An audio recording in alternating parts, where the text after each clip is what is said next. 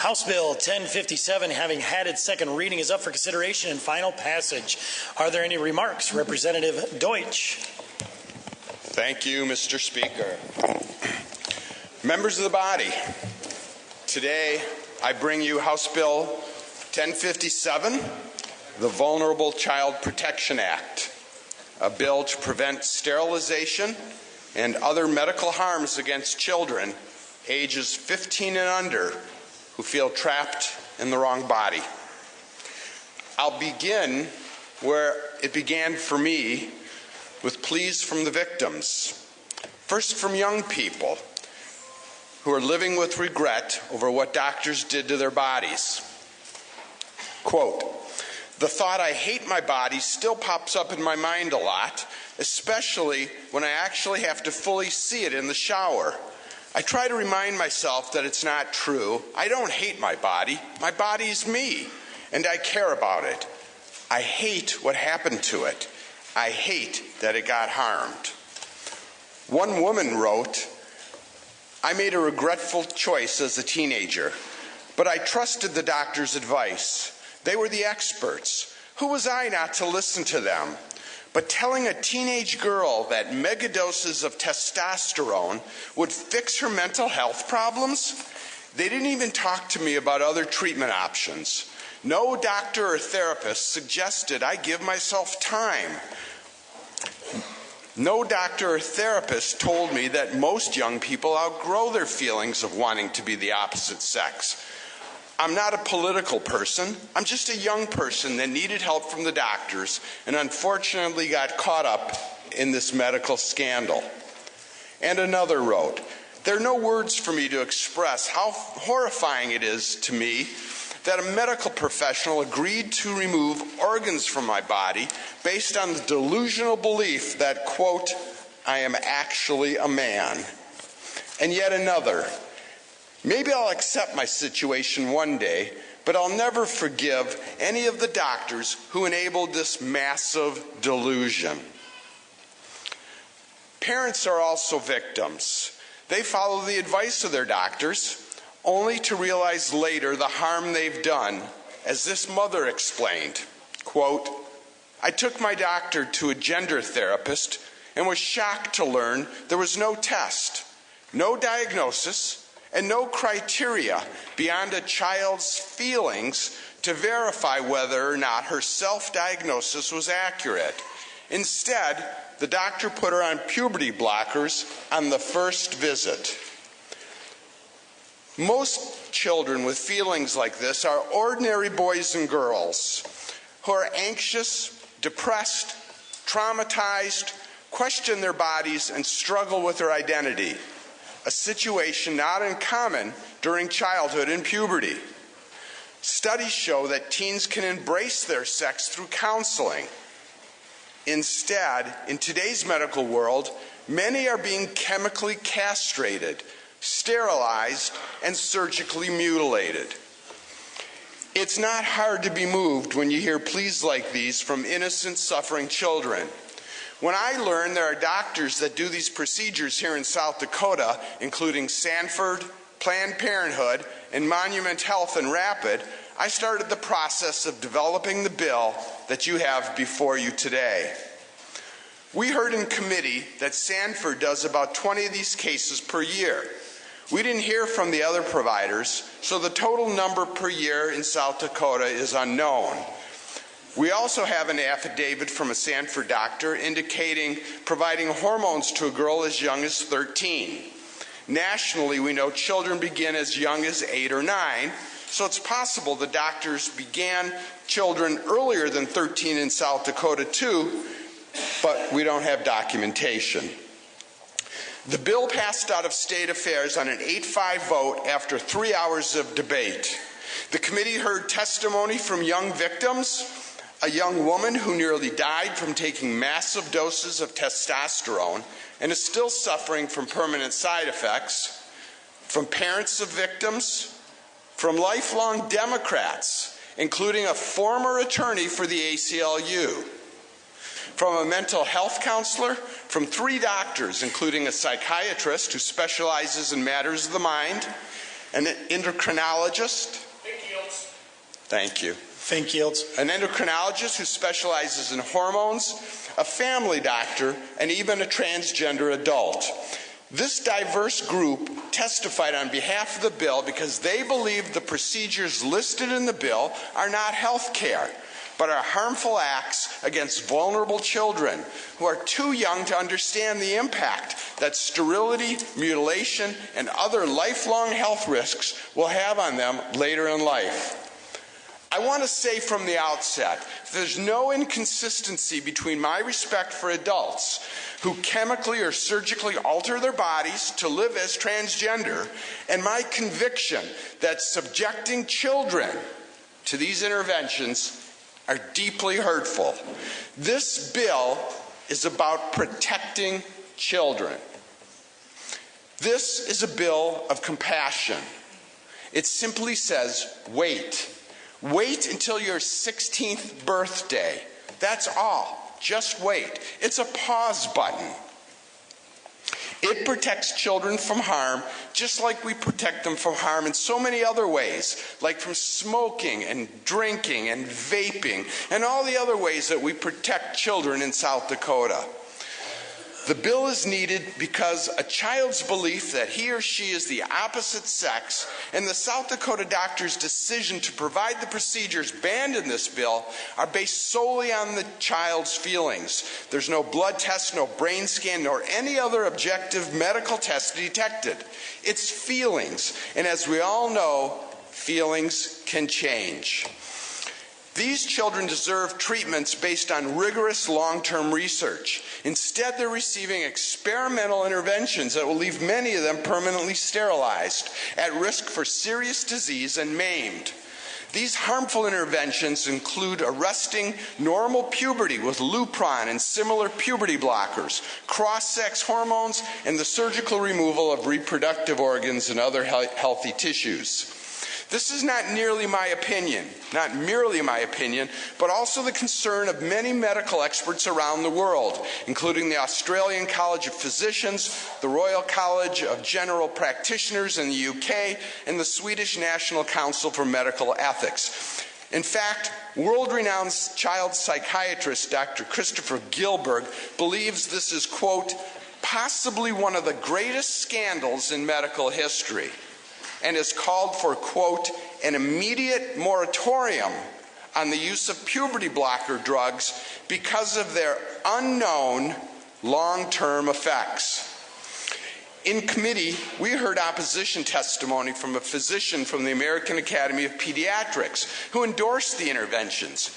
Well, here's what Dr. James Cantor, a leading psychologist and childhood identity, gender identity expert, found when he fact-checks AAP's work. Quote, the AAP statement is a systematic exclusion and misrepresentation of the entire literature. Not only did the AAP fail to provide compelling evidence, it failed to provide the evidence at all.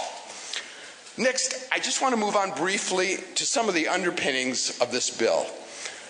The process for children changing their appearance to look like the opposite sex involves 4 steps.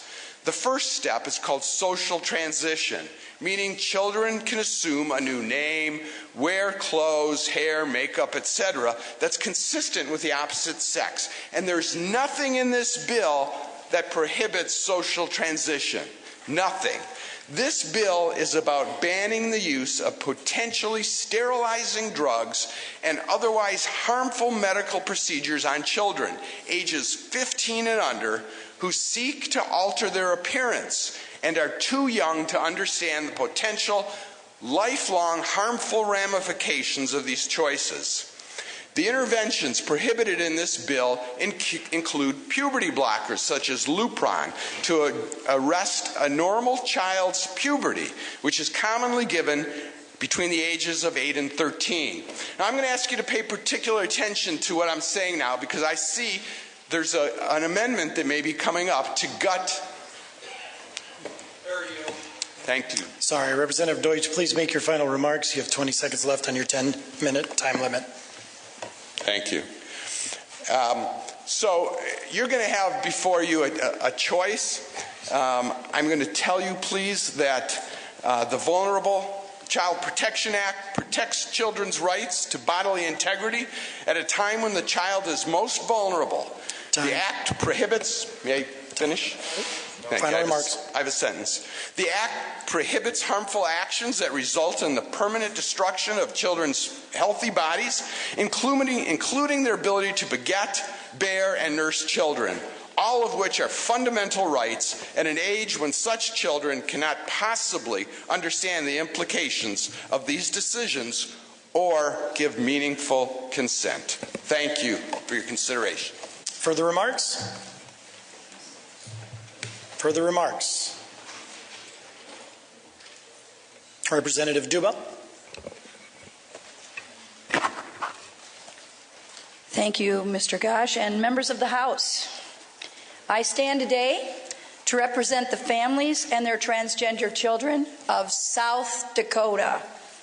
My remarks are portions from those given to the House State Affairs Committee on January 22nd, 2020. The remarks are from Kim and Quincy Park, who live in Sioux Falls, and Susan Williams, the Executive Director of the Transformation Project. She's also from Sioux Falls, and the proud mother of 12-year-old Wyatt. I am condensing their testimony. However, I feel it is important that their voices are heard today by all of the House. First, from Kim Park. I raised my family in Sioux Falls because of South Dakota values. This journey for our family has not been easy. This bill interferes with the parent, child, and doctor relationship. This is a real life and death decision.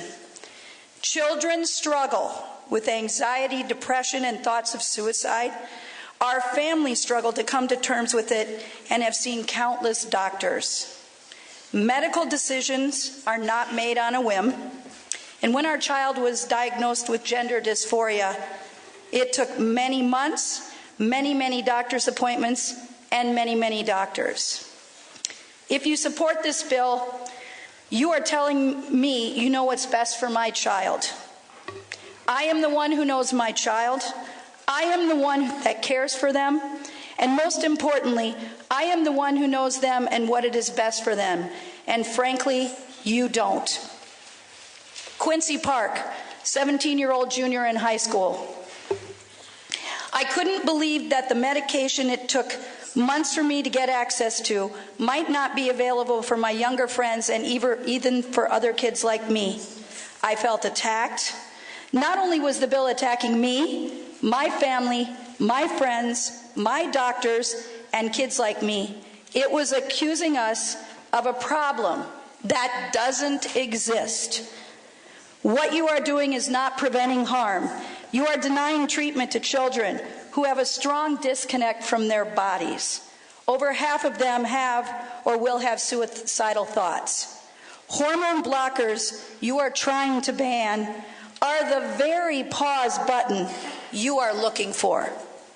They are allowing the family more time before puberty makes this irreversible.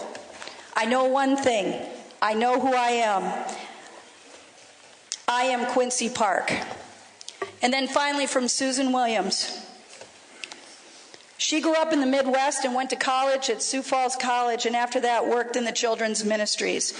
Her husband Jeremy and she have been married for 20 years, and they have 2 children. Elena, who is 9 and in 3rd grade, and Wyatt, who is 12 and is in 6th grade. And Wyatt is a transgender boy.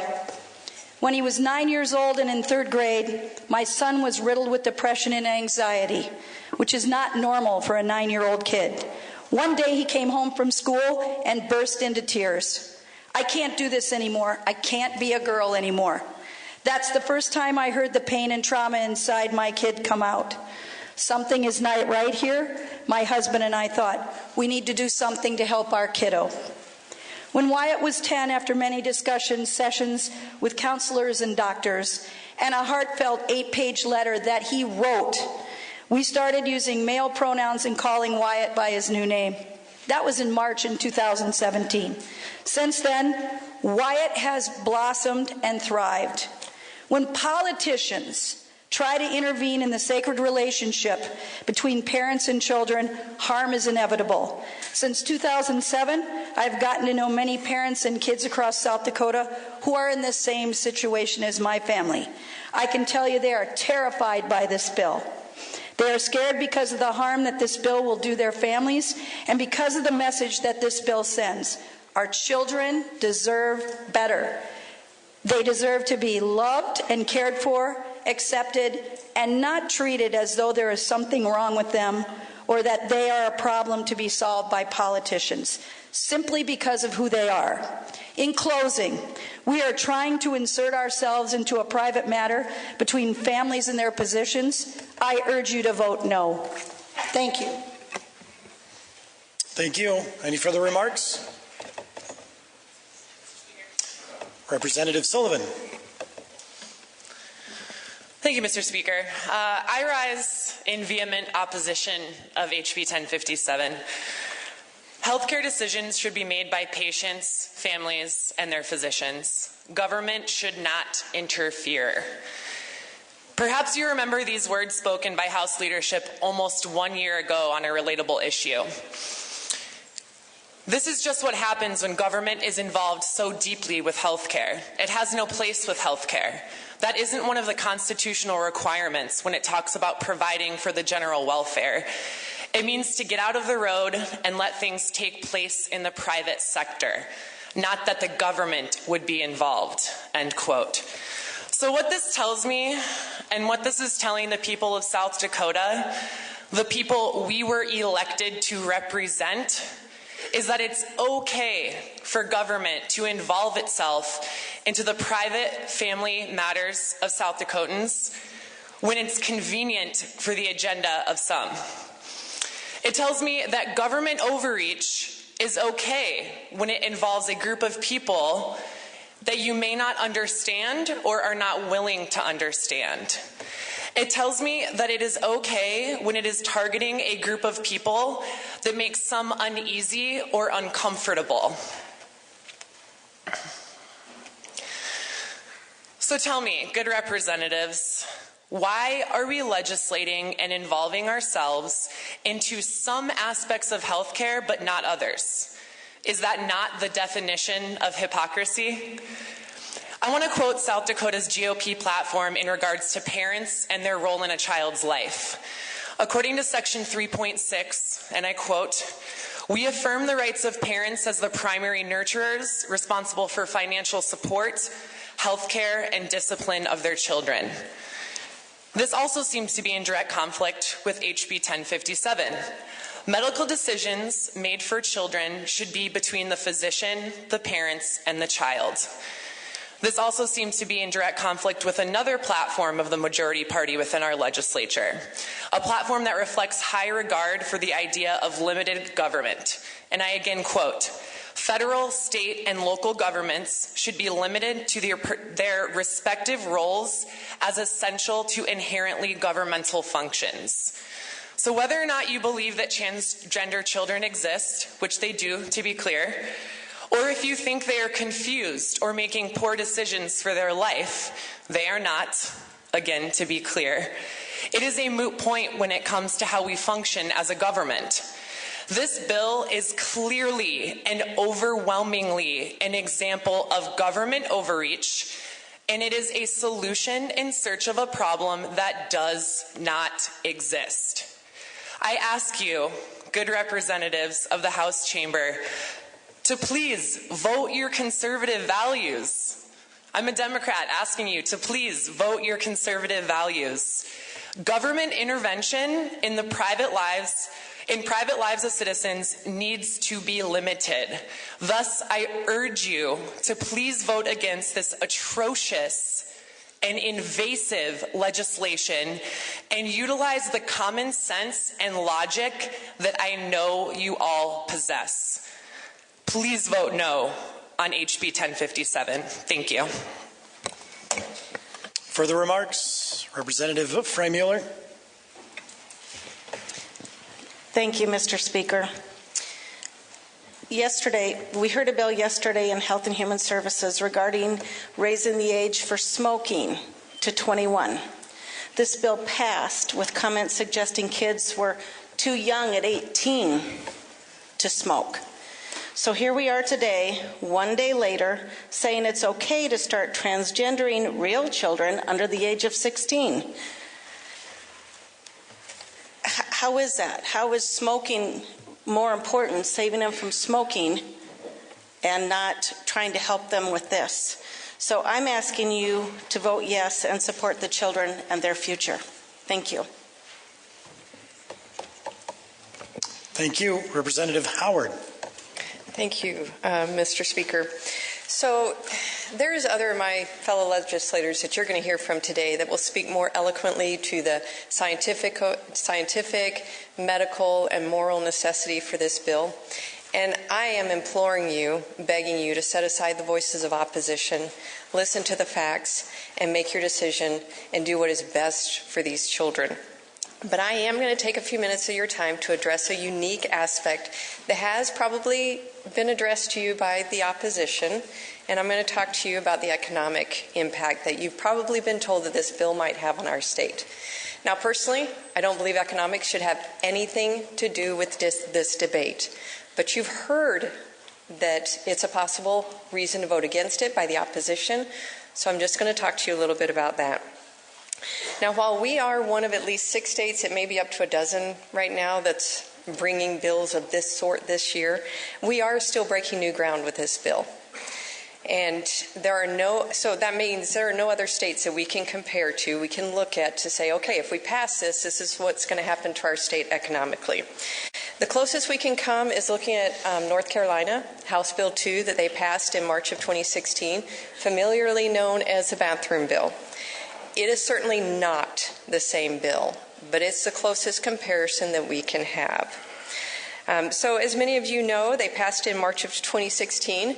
The opposition predicted it would be a disaster for the state. They would lose $5 billion a year in revenue. Tourists would stop coming. The state would collapse. It really was going to be the end of the world. And you've probably been hearing that this would be disastrous to our economy. Businesses would stop relocating here. They would possibly leave. Tourists would stop coming. We all care about our economy. We want to see our economy grow. We want to see our citizens fully employed and enjoying the freedoms that come with that. Well, the world did not come to an end in North Carolina. The economy did not collapse, and I'm going to give you some facts that back up the fact that they did very well. They continue to set records. And you have to remember this bill was passed in March of 2016, so there was plenty of time the rest of the year to have data come in. They had record-breaking tourism numbers in 2016 with all-time record spending to go along with it. No businesses left due to the passage of House Bill 2.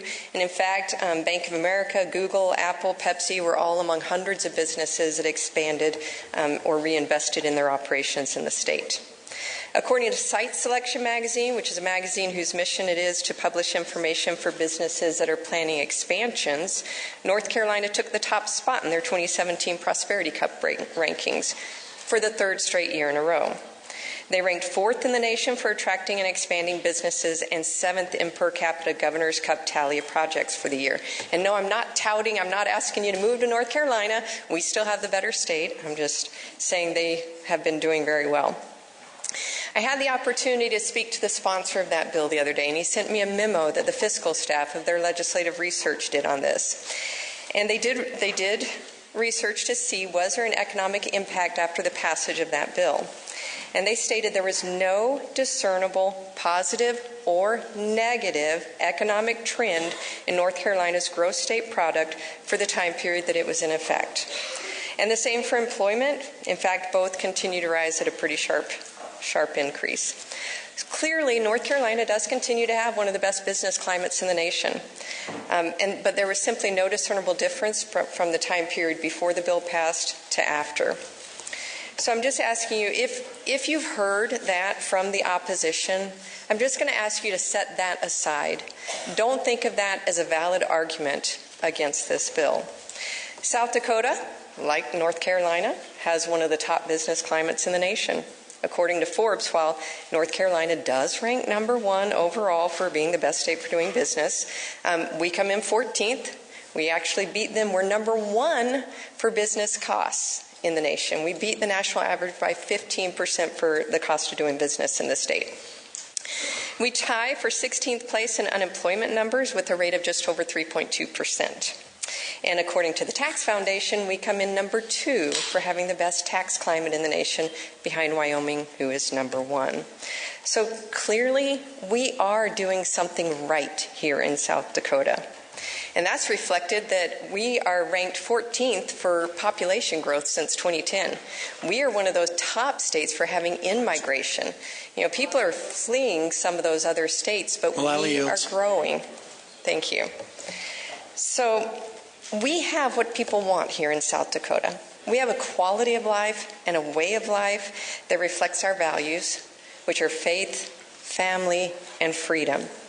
We respect life here in South Dakota, and that's all life. Whether you have gender dysphoria or not, young, old, or unborn, we value and respect all life. And I'm urging you to vote yes today to protect our children, to prohibit them from being experimented on, and to allow them time to work through these difficult issues without having any additional physical trauma during that time as well. So please vote yes. Thank you. Thank you. Any further remarks? Representative Milstead. I have a great respect for doctors. Over a year ago, many of you know that they saved my life. Their knowledge and skill healed my failing heart and my husband's breaking heart. But knowledge and skill does not always equate to wisdom. 20th century medical history has shown that the medical profession, some in that profession, aggressively pursue procedures that are unnecessary and or damaging to their patients. How can we forget the lobotomies of the mid-20th century, part of a wave of new treatments for neurological diseases, aka mental illness, and then tonsillectomies, considered relatively stable and widespread in the 70s, were considered a dangerous fad by the 80s. Seeing that children outgrew their symptoms and the tonsils proved to be valuable infection fighters. Overutilization of hysterectomies, especially for uterine fibroids, put women at risk of many complications. Radical mastectomies also went overboard, removing unnecessary pathogen lymph nodes. We also had the opioid crisis that was caused by overprescribing. One can still walk out of a hospital with a prescription, whether you want it or not. And all this to say that while physicians perform valuable life and health-giving counsel and procedures, they are imperfect humans, as we all are, and we make mistakes. Hurried decisions and poor judgment calls. All of the above produce different, less invasive results given time and more thorough thought. And now we have another medical situation with procedures that are permanent, drugs that have not been tested thoroughly, and serious side effects and litigation on the rise. It is time to step back and pause. The number of meth-endangered children has skyrocketed. Do we want these parents making permanent decisions for their children? I've had emails from divorced parents whose children were put at risk because of their instability. Isn't that child, when turned adult, the one who is fully responsible for their future, the best one to make their lifelong decisions? Medicine is not a perfect science. Many of us, doctors included, put our hearts and our talents into trying to make life better for everyone. But we don't always get it right. Sometimes we need to look at our past so we don't repeat the mistakes again. There's enough compelling testimony out there from adults and children that this is already affected, saying that they wish they had more information, they wish they had not taken puberty blockers and cross-sex hormones, and they wish they could turn back the clock. We need to take the time to act responsibly by listening more, reacting less, and slow this kind of treatment down before it becomes a bigger tragedy in the lives of children as they mature into our future. I urge you to vote yes. Thank you for the remarks on House Bill 1057. Mr. Speaker. Representative York. Mr. Speaker, thank you. Members of the House, I always get really irritated when I hear our Constitution and the words government being used as a weapon instead of a shield. And that's what we're doing here. This is a child protection bill. No different than when we made laws that parents couldn't beat their children. We made laws that children have to be in seatbelts. All sorts of laws. They can't smoke. They can't drive. These are for protection of the children.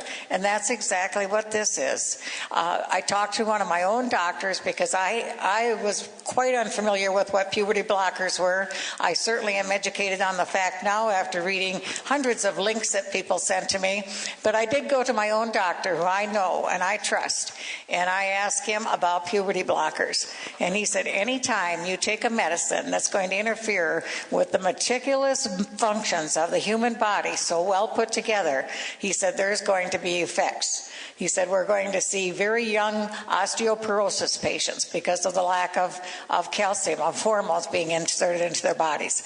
All sorts of different things that can happen. These drugs, by their own disclaimer, are dangerous for the use by children. They're labeled that way.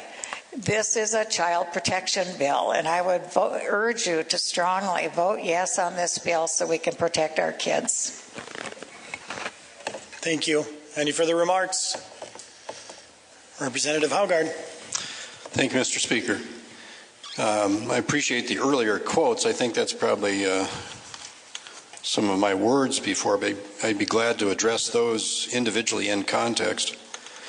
My first introduction to this subject on more of a personal level was about 30 years ago when I was appointed to represent an individual in a hearing, and in the context of that, this man in the Sioux Falls area had been walked through part of the transition, and he unfortunately was suffering the effects of a lack of counsel and a lack of appropriate medical care. And so I helped him walk through that process and find a way to survive what he was being challenged with. You know, this issue really involves children who are not receiving wise medical counsel. And as we've heard before, there's certainly a variety of opinion about the science on this. And I think what this issue really boils down to are three general areas. There's science, and there's a belief system, there's also the finances associated with it, unfortunately. And I wish that wasn't even part of the discussion, but it does arise. In this situation, you've got competing pediatric organizations that are recognized both nationally and internationally, and they certainly have an absolute dichotomy as far as their opinions. And the science on this, and I guess I just want to harken back to what was mentioned before. One of the proponents, or one of the opponents of the bill, Ms. Park, she spoke about this being a life and death issue, and I would agree with that. And the ultimate point of this is that individuals should have an opportunity to live their lives as they exist, and they can choose whatever they want to in the years to come, but not as children. You know, what I heard in this testimony was that gender description is really a psychosocial construct. And so that develops in some individuals based on the information they receive and the encouragement or discouragement they receive. The medical side of this, as we got into a similar issue a couple of years ago, the science side that supports the idea of transitioning individuals and especially transitioning children is really supported or based upon one major organization, probably a few others, but the WPATH, which is the World Professional Association for Transgender Health. And as you read through their standard of care, which I did a couple of years ago and reviewed again, as you read through that, you find that their focus is coming to a point of supporting this position without being discerning or even objective about the science that might be outside of their realm of peer review. And as you get to the end of the research or the article in regard to standard of care, and you read the bibliography and you read through some of those articles, you find that it's just a circular peer review. It's not a true peer review. So if it was detached and they were actually researching and reviewing others' materials, that'd be fine. But what you find is that they actually do not do that. And so you end up in this situation where the problem is some doctors would say this is the best medical practice, but it's based on bad research. So it's incumbent upon us to recognize that and realize this is more of a social trend as opposed to a scientific, medically supported position. I did find it was interesting in the testimony that the attorney from was from the Women's Liberation Front and a former ACLU attorney really referenced the idea this is in fact more of a multi-billion-dollar industry. And you see in the bill that it makes reference to the use of supraphysiologic doses of testosterone and estrogen. What that means is supraphysiological dose is a dose that's not normally produced by that body. So these are drugs that are being used to either block things or to the Lupron being a blocker, and the hormone therapy is to advance something that body will not normally produce. When you look up the drug Lupron specifically, the litigation on that is robust. It's a significant source of revenue for a lot of law firms that are looking for that opportunity, which, you know, it's one of those things that when you find that something is misused or ineffective or has results that should have been known, negative results that should have been known, there's going to be a lot of litigation. And what's happened with the company that produces this drug that's widely used in this situation, there are the health effects that you heard about earlier, but there's also the illegal price inflation. When they saw this market, they pursued this market. And that's what it is. It's a market.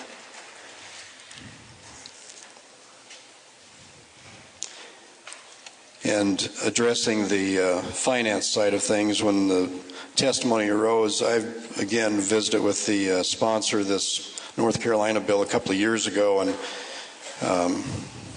they confirmed the increase. And as you look at the revenue numbers for North Carolina, they just continue to climb, just as their economy is doing so well.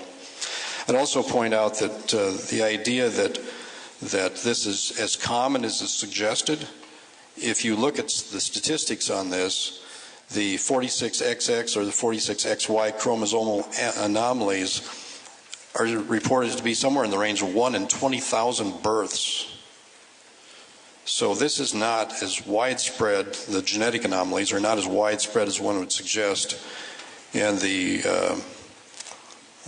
gender description that people are acquiring is more of a social construct as opposed to a medical reality. So again, I would agree with Ms. Park, who testified this is a matter of life and death, and it certainly is. And we need to make sure that these children have an opportunity to live their lives as they choose to when they become adults and can make this decision on an informed basis. So I would ask that you give those lives a chance. Thank you.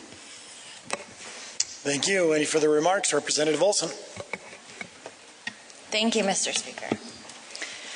My fellow representatives, I want to talk to you today about caring for transgender children.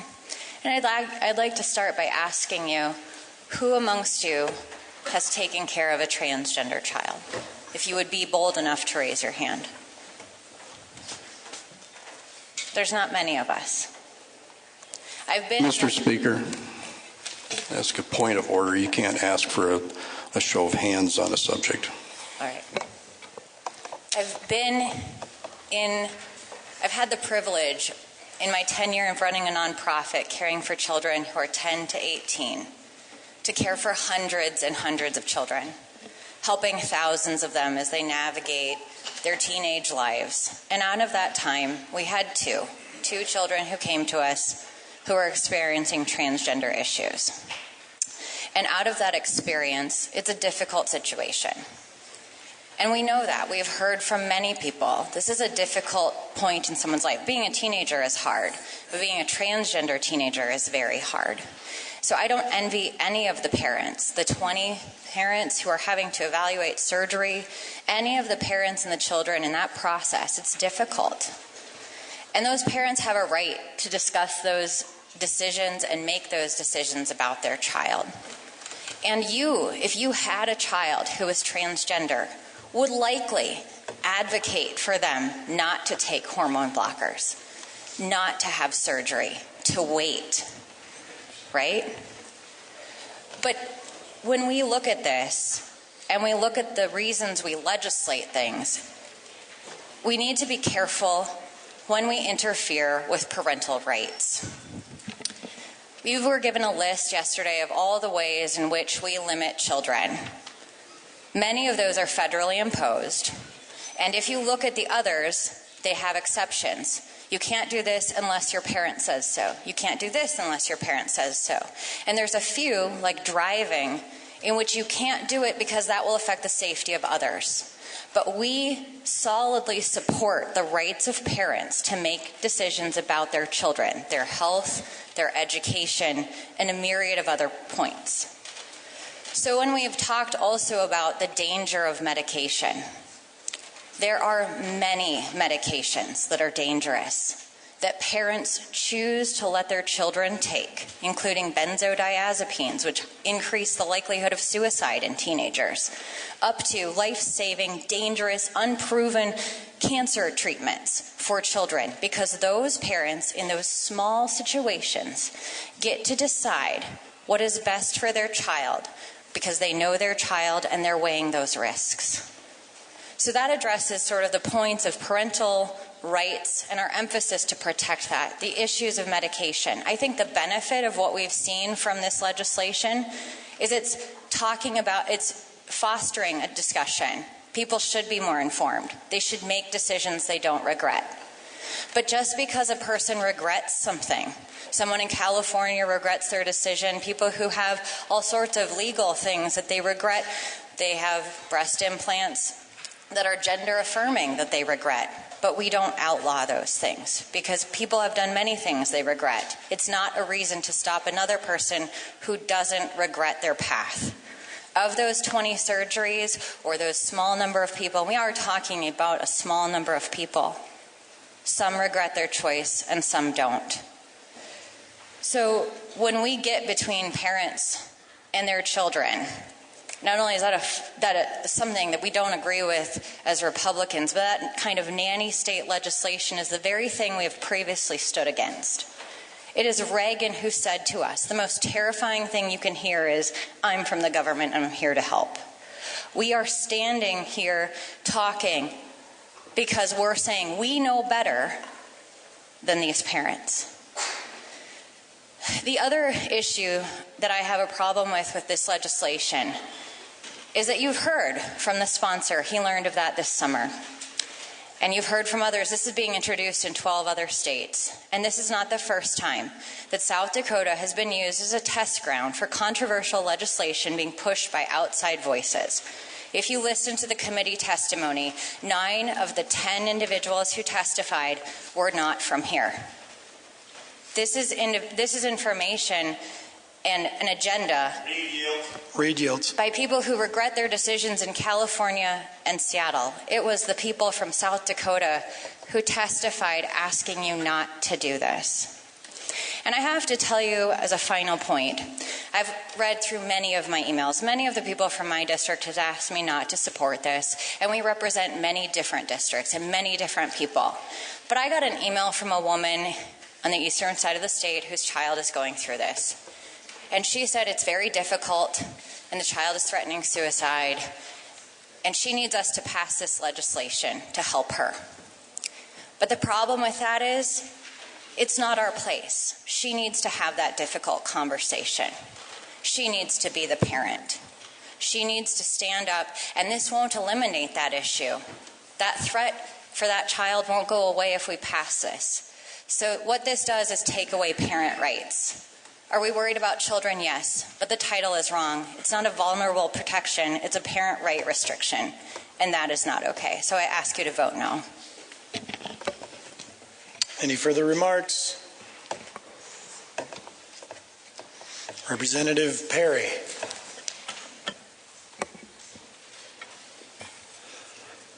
I was going to sit and just listen, but instead I've decided that I've heard from Minnehaha, I've heard from Lincoln, Minnehaha, and Pennington, and it was interesting. I also heard from Minnehaha, and Meade, Pennington, and Coddington, and Brookings, Coddington, Dual Grant. Some really good stuff.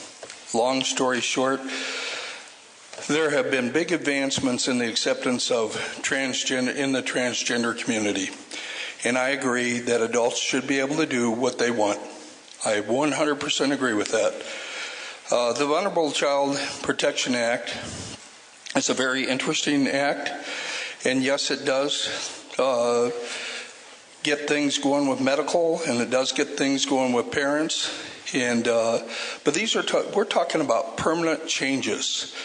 You know, we have an age of 21 to drink. We have an age of 14 to work. We have an age of 18 to get a tattoo. And yet we can have gender changes at 8 years old. I don't know if that's the right age, but it seems like if we're moving it up to a certain age, we're not saying never do it. We're saying just hold off until you get a little bit older. And speeding. Believe it or not, there are people that want to go faster than 55. But we have legislation. What do you know about highways? How can you set speed limits? You do that because you're doing the right things for the people you serve. And you got to be 18 to vote. And you know, when you're a little bitty kid, you got to sit in a car seat. And until you get to be a certain size, you got to sit in a car seat. Those are some of the things that are just out there. These are some really tough decisions. I happen to be in my spare time a Stevens minister, and I work with people with divorce. I work with people with death, and I work with people whose children go off to school and do things that they shouldn't be doing. I haven't ever had the opportunity or the time where I needed to work with somebody that had a transgender child or a child that wanted to be a transgender. Again, that would be really tough, another tough decision. But I can tell you right now that I'm going to say, push the green button and vote yes on this bill because it's the right thing to do.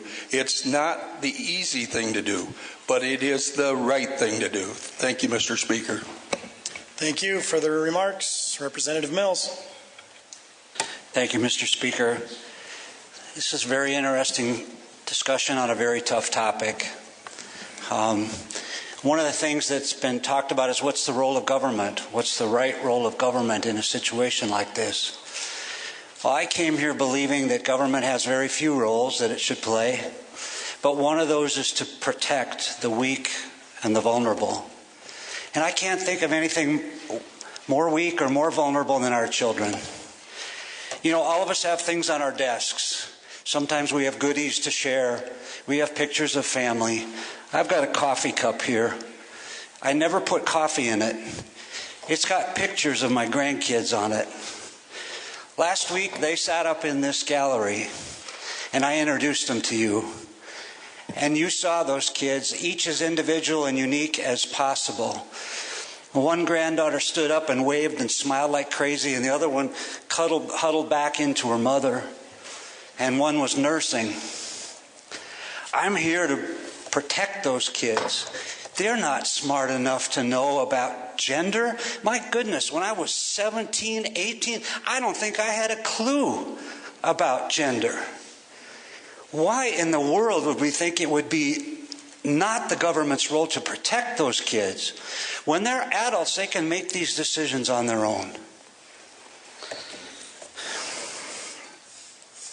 I just shudder when I hear things like we're interfering in health care. Altering normal healthy development, that's not health care. Inserting mega doses of hormones and drugs that fight against the body, that's not health care. Removing healthy body parts, come on. We need to protect children. That's a fundamental purpose of government. That's why we're here. That's why I'm here. Please vote for this bill through. Thank you for the remarks. Representative Hansen. Thank you, Mr. Speaker. Members of the House, I rise to you today proud to support House Bill 1057. There's been a bit of pressure that's been put on the House over the last couple of weeks. Threats of lawsuits, big corporations threatening economic loss, overwhelming amounts of correspondence from all viewpoints, accusations that you are hateful or bigoted if you support this bill. But I look at the people on this floor. I know them all. I know you all personally. None of you are mean-spirited or bigoted. We respect the human dignity of all human persons. This isn't about hate. This is about protecting the most vulnerable young children among us from making life-altering decisions before they have the reasoning capacity to make that decision knowingly, voluntarily, with consent for themselves. So, be not afraid. Don't let the fear that some might label you as something that you're not drive your vote. Don't let fear cause you to view this bill through political expediency or career expediency or social expediency. Let your vote be rooted in the truth and in right judgment.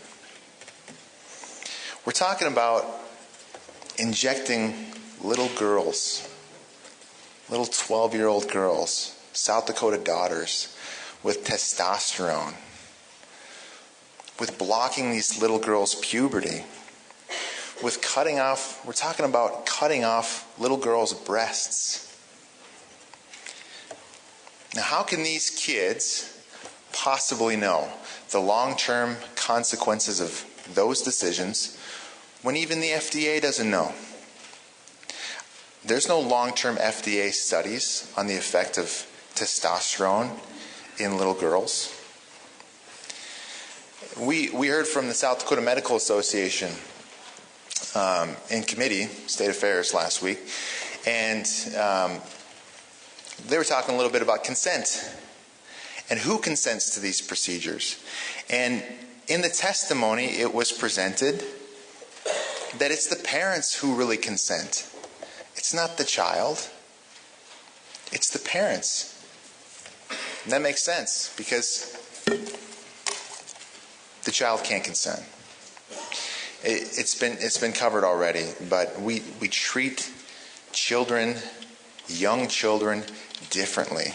If a young child gets in trouble with the law, we don't charge them as a felon or a misdemeanant, with some exceptions. We charge them as juvenile delinquents. We don't let them vote. We don't let them drink. We don't let them smoke. We don't let them gamble. We don't let them drive. We don't let them have sex. It's a perversion of the whole notion of parental rights to say that a parent should be able to consent to a child, a young child, say a 10-year-old child, to having sex. We don't say that. And we don't say that here. Why do we say children need protection? Minors need protection because they're prone to irrational decisions. They don't have the reasoning capacity to know what's best for them. So this bill defines sex, if you read the language, I'm sure you have. The definition is consistent with the definition from the National Institute for Health. That definition says sex refers to the biological differences between females and males, including chromosomes, sex organs, and endogenous hormone profiles. The World Health Organization, it defines gender as those characteristics of women and men that are largely socially created, while sex encompasses those that are biologically determined. Sex does not change. That is science. Car yields. Male and female, he created them. That's the truth. I still believe that. So what are we talking about here then? We're talking about cosmetic procedures through seriously strong and irreversible measures. And it's bad medicine, if you can even call it that. We heard in committee testimony about the irreversible effects of cross-sex hormone therapy and puberty blockers. We heard about a study, in fact, I believe it's the most extensive study that's ever been done on the subject of cross-sex hormone therapy. It's out of Sweden. It's in adults, not children, but I'll read this for you. The most thorough follow-up of sex reassigned people extending over 30 years and conducted in Sweden, where the culture is strongly supportive of the transgendered, documents their lifelong mental unrest. 10 to 15 years after surgical reassignment, the suicide rate of those who had undergone sex reassignment surgery rose to 20 times of that their comparable peers. The suicide rate increased. It didn't decrease. We heard about greater amounts of self-harm. But we also heard a statistic that shows that natural puberty in young children, natural puberty cures gender dysphoria in approximately 85% of the cases. But it's these doctors that are proposing to block that. Puberty is not the disease. In 85% of the cases, it's the cure. So we have some idea of the effects on adults, but we have no clue the long-term effects on these kids. I won't ask for a show of hands. I'm afraid this speaker would call me out of order. But can anybody point to a study of the long-term effects that testosterone has on little girls? Is it FDA approved? Are these puberty blockers FDA approved for these purposes? No. No, they're not. And that's because according to the National Institute for Health, they say that the long-term safety of testosterone as a hormone replacement or therapy has not been well established. I ask you again, how can a little kid consent to the long-term effects of these drugs when the scientists and the doctors, they don't even know? At least let these little kids become consenting adults and knowingly and voluntarily assume the risk before we first go experiment on little kids. Even if you're unsure about the conflicting testimony, because I know we hear it from both sides, why experiment on little kids? We shouldn't allow experimentation on little kids. Just let the kids grow up. Thank you. Thank you. Representative Healy. Thank you, Mr. Speaker, members of the House. Well, like many of you, I was in the Bills Committee hearing, and I would like to clear up some misconceptions that I've heard this week and today. But before I start, I think it's also worth mentioning that North Carolina repealed their bathroom bill in 2018, and that the good representative from Pennington County only mentioned their overall taxes, not their taxes lost. The NCAA withdrew all previously awarded championships from North Carolina and threatened to not award future bids to North Carolina cities until the bill was resolved. More than 24 cities and states have banned non-essential state-sponsored travel to North Carolina. Dozens of conventions canceled and eliminated. PayPal and Deutsche Bank halted planned Charlotte and Cary expansions, which would have been a combined 650 new jobs. And the NBA moved its team from Charlotte. You can't tell me that this did not affect its economic development.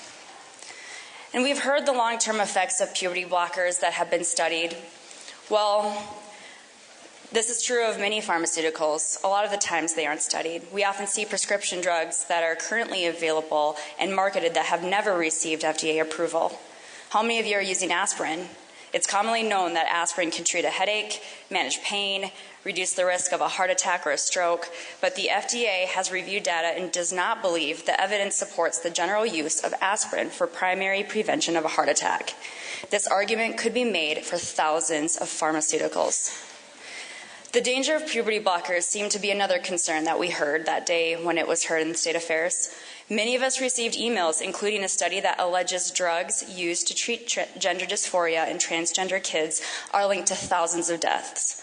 In actuality, Lupron is used for treating puberty, infertility, and certain types of cancer, particularly prostate cancer and breast cancer.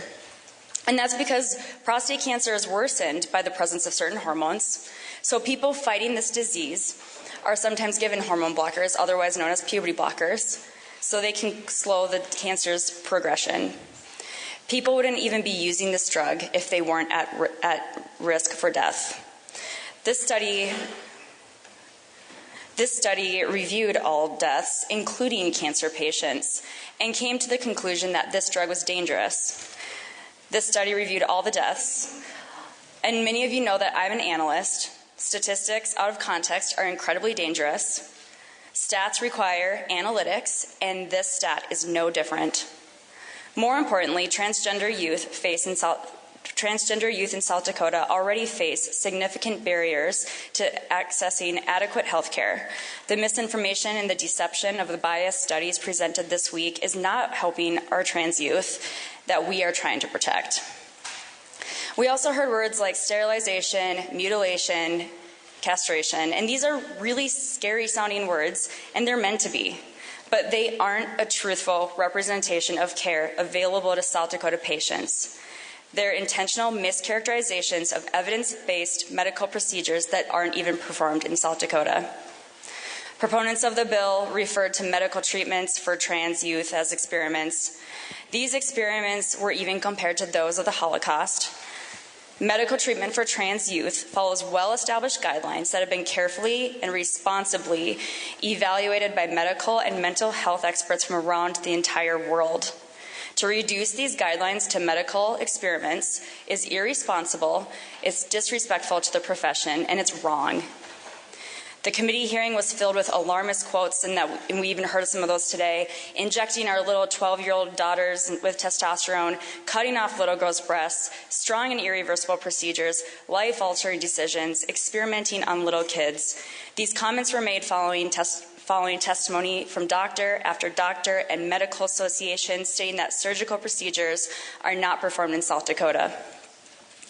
All these arguments are refutable.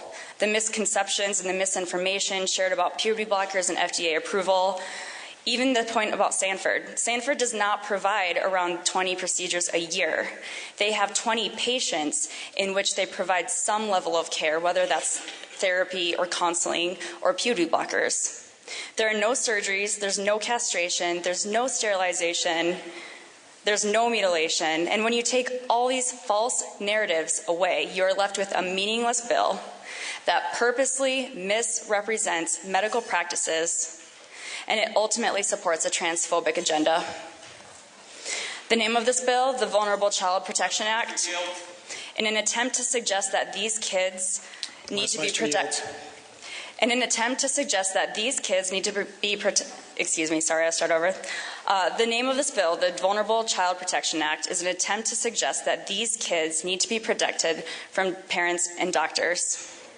In reality, these vulnerable kids, their parents, and their doctors are pleading for protection from this bill. Who are we going to ignore the pleas of those who experience in these topics drastically why are we going to ignore when those who experience this drastically outweighs ours? Intentionally spreading false narratives to support an agenda is irresponsible, it is immoral, and it is dangerous. I want my constituents to trust that I am making decisions for them rooted in truth. I think we all want that. We all work to build trust with our voters. But that trust and integrity is eroded when legislators are not sharing real information to justify passing legislation to support an agenda. This kind of sensationalism heard in our state capitol is wildly irresponsible. We need to hold ourselves to a higher standard.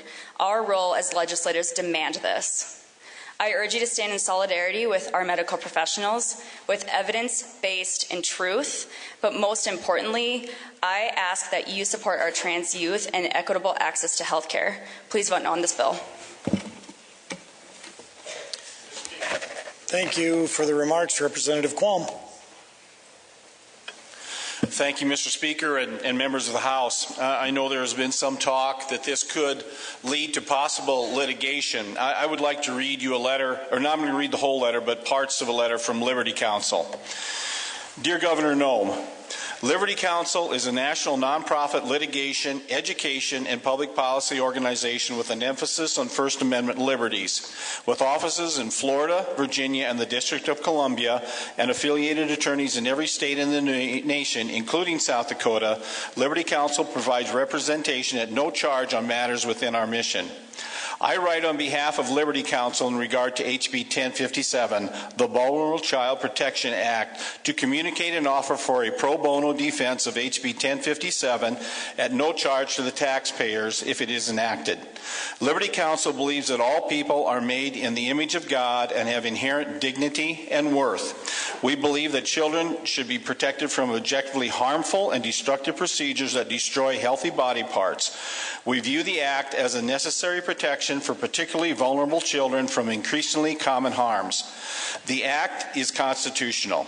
HB 1057 does not impinge on the constitutional rights of anyone.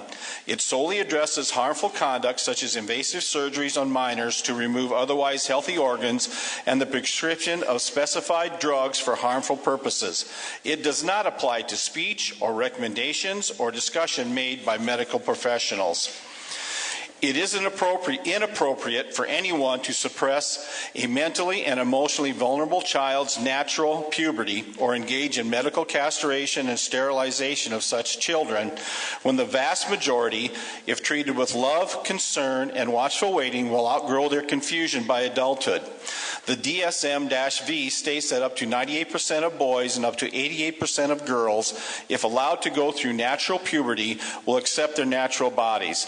Liberty Counsel has spoken with many parents across the country whose children are being supported with these methods. Liberty Counsel has reviewed extensive correspondence by multiple medical professionals, attorneys, and individuals formerly identifying as transgender. Medical and legal experts and individuals speaking from personal experience have shared their input regarding HB 1057. The Vulnerable Child Protection Act is based on a solid footing. To reiterate, nothing in the Act prevents a medical professional from speaking about or recommending that a child be surgically or chemically castrated or sterilized. He or she is only prohibited from performing the act of castration or sterilization or prescribing drugs that would bring about that result. The Act does not apply to a medical professional's recommendation, speech, discussion, or advice about castration or sterilization. It only applies to surgeries and prescriptions for specified drugs and chemicals. Liberty Counsel stands ready to provide a pro bono defense of the legislation at no charge to the taxpayers. Thank you, Mr. Speaker and members of the House. Thank you for the remarks, Representative Schwach. Well, I thank the good representative for bringing the legality up of this matter, because that's something I wanted to get into in detail. And as I was preparing today, I was reminded of a professor I had in law school. He was the perfect caricature of a professor. He wore sweaters with patches on his elbows. He was loud. He was old. And he had a famous catchphrase. And nearly every lecture, he would run around and he hands on his hip and he'd scream at us, "Does anybody care?" And I know, based on my email inbox, that people do care about this. And today, with this vote, we send an important message about our feelings and beliefs of South Dakota parents, doctors, and children.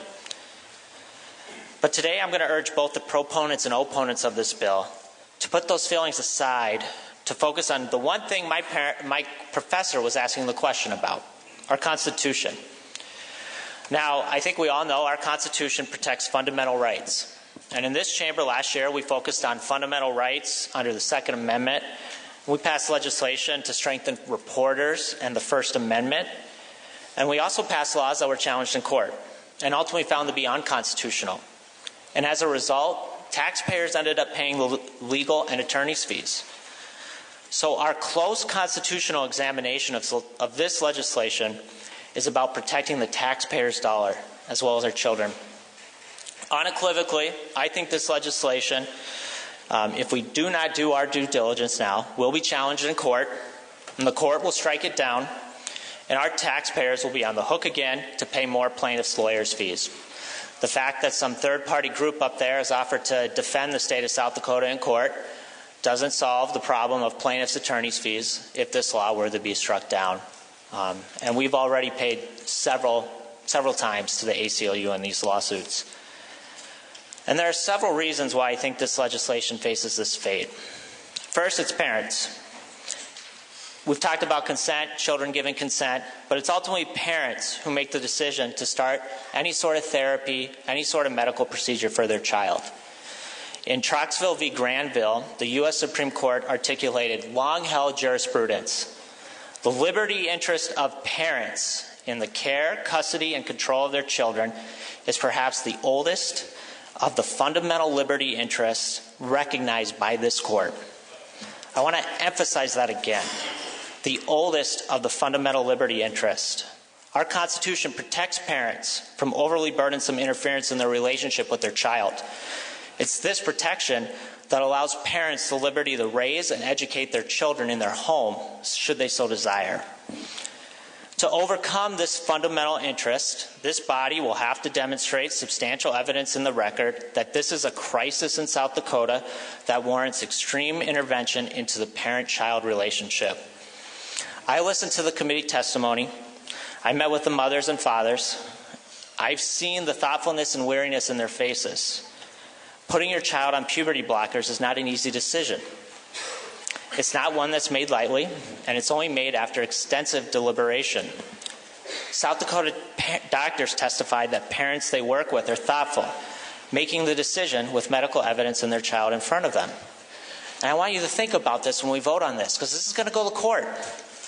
We've heard Sanford, there are 20 patients. That's the only data we have in this state. There's maybe 20 patients who are getting some type of therapy. We don't even have it in the record what it is. So there's no record here showing that this is an urgent crisis that needs our attention in this state. Second, this legislation specifically impacts transgender person. Doesn't prevent me or anyone else in this room from starting hormone therapy or pursuing any of the listed procedures in there.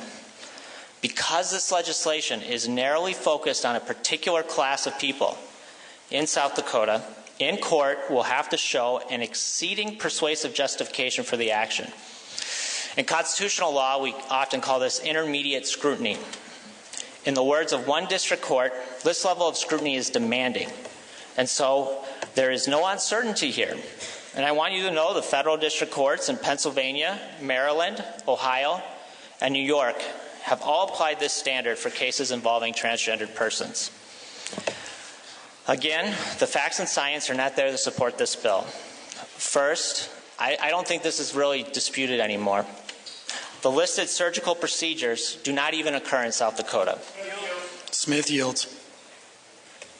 And as I stated earlier, and has been acknowledged by the good representative from Coddington, we don't even know how many people, children, minors, are using puberty blockers in South Dakota.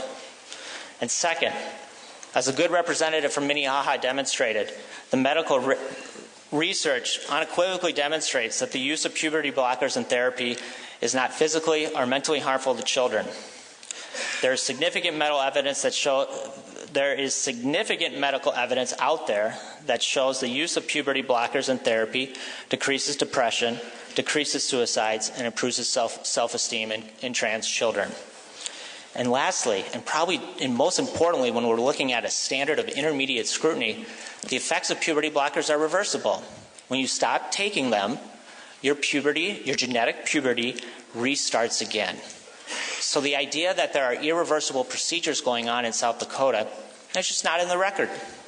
The record shows that there are some children, we don't know how many, that are using puberty blockers, and if they were to stop taking those puberty blockers, those symptoms of the puberty blockers would be reversed and genetic puberty would start again.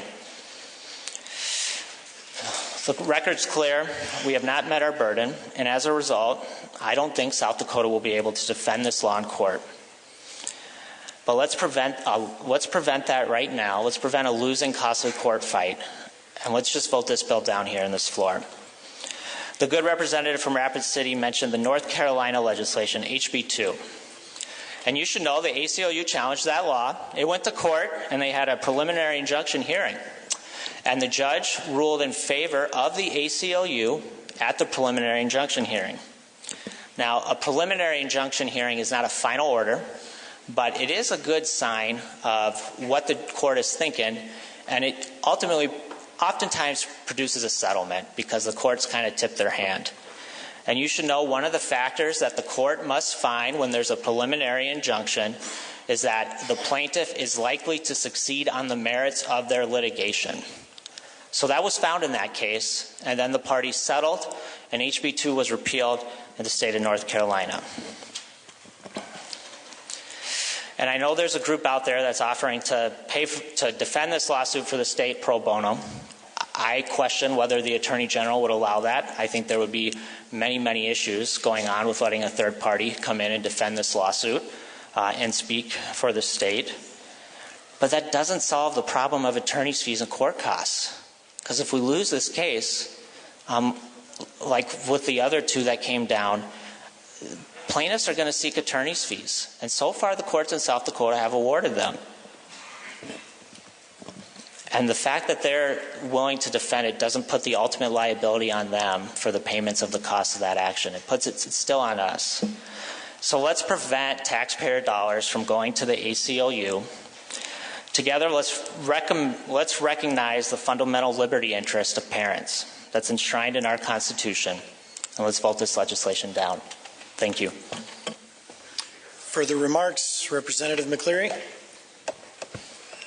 Thank you, Mr. Speaker, members of the body. I'm going to give you a little different look, a little different aspect.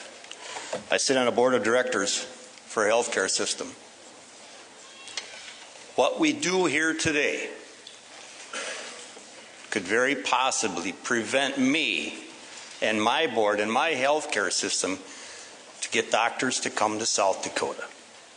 Not specifically on this issue, but they're going to look at it to criminalize doctors in modern health care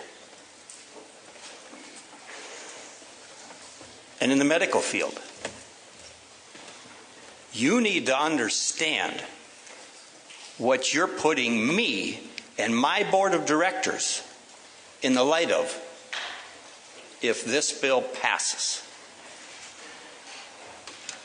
So I ask you to vote no. Thank you. Thank you for the remarks. Representative Ring. Thank you, Mr. Speaker.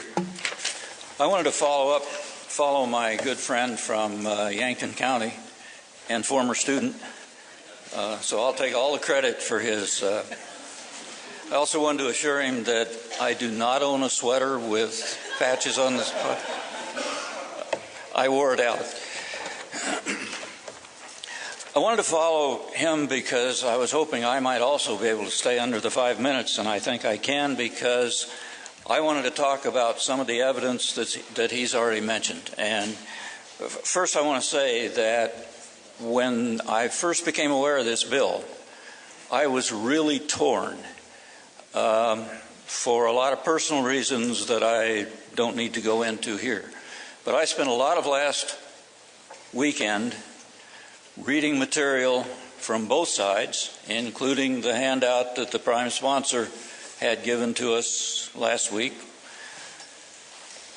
I talked to a couple psychologists, I talked to a pediatrician, and I became convinced, partly from looking at evidence, at data, at statistical works, not anecdotes, that most of the scaremongering that we've seen here involves procedures that simply don't happen in South Dakota, don't happen for sure to children under 16. But the one thing that I was assured of is that puberty blockers do not, so far as we know, have long-term serious adverse effects. Now, puberty blockers immediately followed by other types of hormonal blockers and that sort of thing may have that. But I was assured that when they're used, they're usually used alone. They put off the time for the young person to sort out their feelings, and what they actually do, that my good friend from Yankton pointed out, is they reduce the suicide rate. Yes, transgender students, young people dealing with transgender feelings, do have a much higher suicide rate, suicide ideation rate, but the puberty blockers lower the rate for that particular population. And my conclusion is I'm going to vote against this bill because I believe that that's totally consistent with my 7 going on 8 years of consistently voting pro-life in this body. Thank you. Further remarks, Representative Bordeaux. Thank you, Mr. Speaker.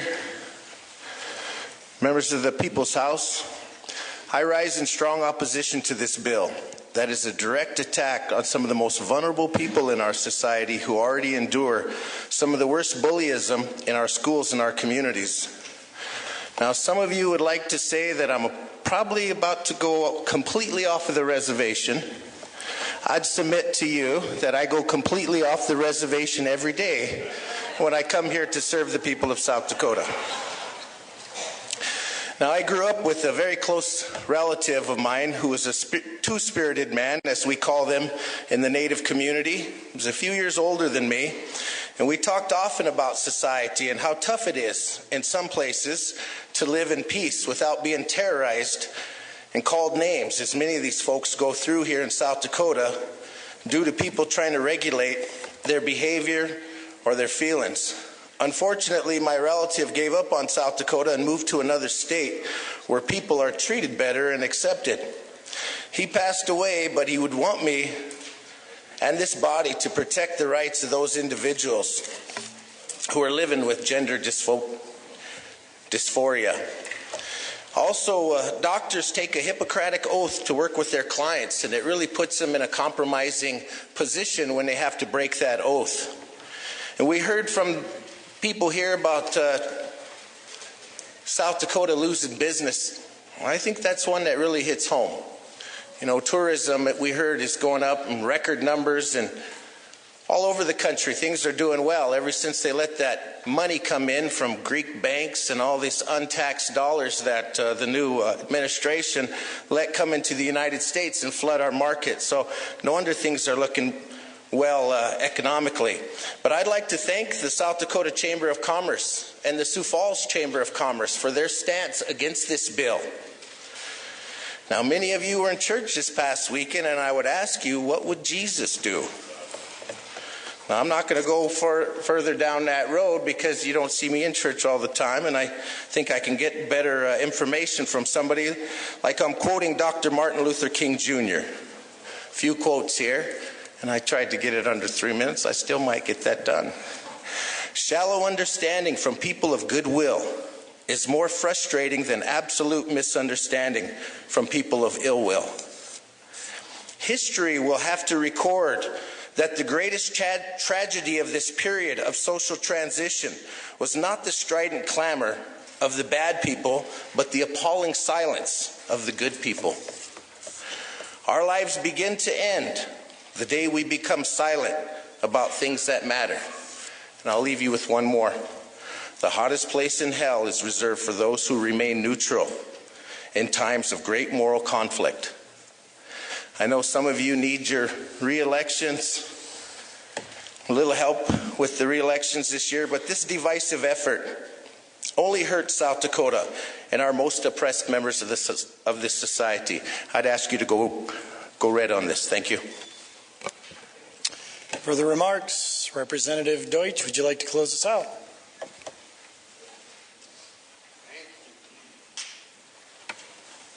Thank you, Mr. Speaker, and thank you all for this spirited debate about what we want to do in South Dakota to protect our vulnerable children. So I'm very grateful for this conversation we're having, and I urge you to vote green on this. This is a homegrown bill. This is something that I've been working on for 9 months. There are other states. I think the time has come for this bill. Other states are bringing it forward as well. I want to just share with you quickly in response to the legal issues. And of course, I'm not a lawyer. You all know that. But I want to read you just a couple of paragraphs of testimony from the ACLU lawyer that testified in South Dakota. She said, "My name is Kara Dansky. I'm an attorney. I formerly worked for the ACLU's national office as senior counsel. And I'm a lifelong Democrat." She came to testify for a Republican. The ACLU of South Dakota has proclaimed it's unconstitutional to single out one group of people and categorically ban all care, no matter how medically necessary. But it's not at all obvious why this bill might be unconstitutional. And so I asked her about that statement later, and she said, "You can't protect or discriminate against a class of persons that can't be defined, i.e., according to the ACLU, there is no difference between men and women." She said, "You also can't discriminate against a class of person based on a trait that can't be defined." So in her testimony, she said, if this bill is enacted into law, and if it's ever challenged on constitutional grounds, one question will be whether the law is protecting a legitimate state interest. In other words, does South Dakota have a legitimate interest in protecting the integrity of the bodies of its children? And the answer to that, of course, must be yes. So I ask you, please, vote green to protect our children. Let's send this over to the Senate for them to do their good work. Thank you. Thank you. Hearing no further remarks, the question before the body is final passage. House Bill 1057. Those in favor will vote yea. Those opposed, nay. Clerk, please unlock the voting machine, and the members will proceed to vote.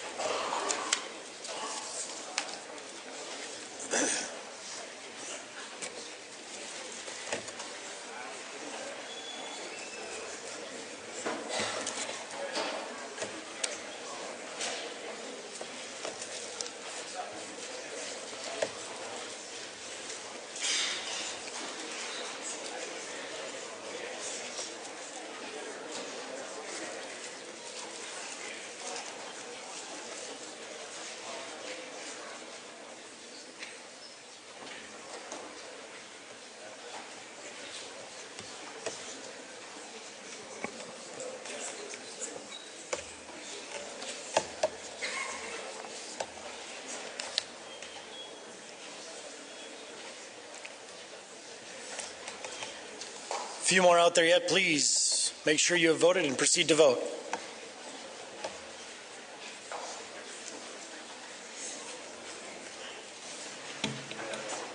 Representatives Otten and St. John.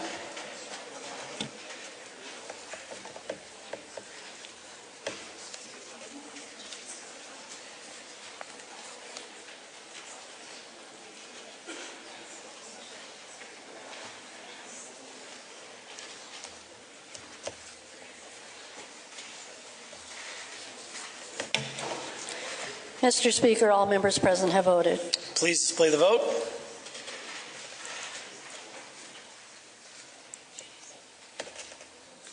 Mr. Speaker, there were 46 yeas, 23 nays, and 1 excused.